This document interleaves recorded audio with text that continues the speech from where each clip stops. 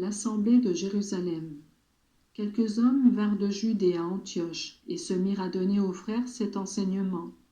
Vous ne pouvez pas être sauvés si vous ne vous faites pas circoncire, comme la loi de Moïse l'ordonne. Paul et Barnabas les désapprouvèrent et eurent une violente discussion avec eux à ce sujet. On décida alors que Paul, Barnabas et quelques autres personnes d'Antioche iraient à Jérusalem pour parler de cette affaire avec les apôtres et les anciens. L'Église leur accorda donc l'aide nécessaire pour ce voyage.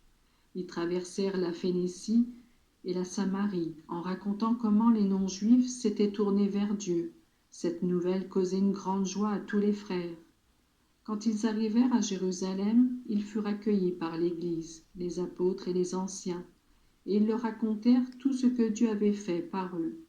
Mais quelques membres du parti des pharisiens, qui étaient devenus croyants, se levèrent et dirent : « Il faut circoncire les croyants non-juifs et leur commander d'obéir à la loi de Moïse. » Les apôtres et les anciens se réunirent pour examiner cette question.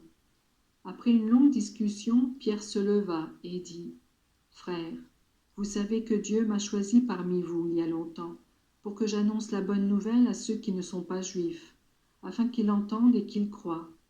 Et Dieu, qui connaît le cœur des hommes, a montré qu'il les acceptait en leur donnant le Saint-Esprit aussi bien qu'à nous. Il n'a fait aucune différence entre eux et nous. Il a purifié leur cœur parce qu'ils ont cru. Maintenant donc, pourquoi mettez-vous Dieu à l'épreuve en voulant imposer aux croyants un fardeau que ni nos ancêtres ni nous-mêmes n'avons pu porter ?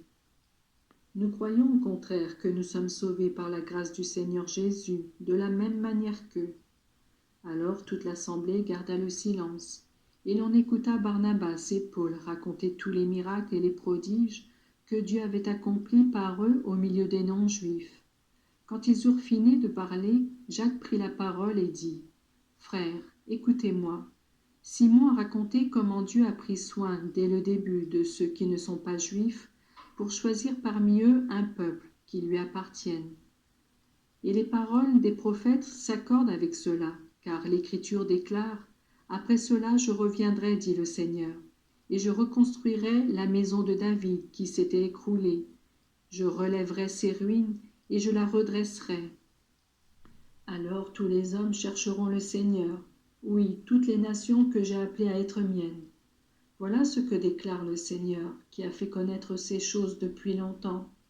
C'est pourquoi, ajouta Jacques, j'estime qu'on ne doit pas créer de difficultés à ceux non-juifs qui se tournent vers Dieu, mais écrivons-leur pour leur demander de ne pas manger de viande impure provenant de sacrifices offerts aux idoles, de se garder de l'immoralité et de ne pas manger de chair d'animaux étouffés ni de sang. Car depuis les temps anciens, des hommes prêchent la loi de Moïse dans chaque ville, et on la lit dans les synagogues tous les jours de sabbat. » La lettre envoyée aux croyants non-juifs. Alors les apôtres et les anciens, avec toute l'Église, décidèrent de choisir quelques-uns d'entre eux et de les envoyer à Antioche avec Paul et Barnabas. Ils choisirent Jude, appelé Barsabas, et Silas, tous deux des hommes qui avaient de l'autorité parmi les frères. Ils les chargèrent de porter la lettre suivante. Les apôtres et les anciens, vos frères, adressent leurs salutations aux frères d'origine non juive qui vivent à Antioche, en Syrie et en Cilicie. Nous avons appris que des gens venus de chez nous vous ont troublés et inquiétés par leurs paroles. Nous ne leur avions donné aucun ordre à ce sujet. C'est pourquoi nous avons décidé à l'unanimité de choisir des délégués et de vous les envoyer. Ils accompagneront nos chers amis Barnabas et Paul, qui ont risqué leur vie au service de notre Seigneur Jésus-Christ. Nous vous envoyons donc Jude et Silas, qui vous diront personnellement ce que nous écrivons ici. Car le Saint-Esprit et nous-mêmes avons décidé de ne vous imposer aucun fardeau au dehors des devoirs suivants qui sont indispensables. Ne pas manger de viande provenant de sacrifices offerts aux idoles. Ne pas manger de sang. Ne pas manger de la chair d'animaux étouffés. Vous gardez de l'immoralité. Vous agirez bien en évitant tout cela, fraternellement à vous. » On laissa alors partir les délégués et ils se rendirent à Antioche. Ils y réunirent tout le groupe des croyants et leur remirent la lettre. On en fit la lecture et tous se réjouirent de l'encouragement qu'elle apportait. Jude et Silas, qui étaient eux-mêmes prophètes, parlèrent longuement aux frères pour les encourager et les fortifier. Ils passèrent quelque temps à cet endroit, puis les frères leur souhaitèrent un paisible voyage et les laissèrent retourner vers ceux qui les avaient envoyés. Mais Silas décida de rester là. Cependant, Paul et Barnabas restèrent à Antioche.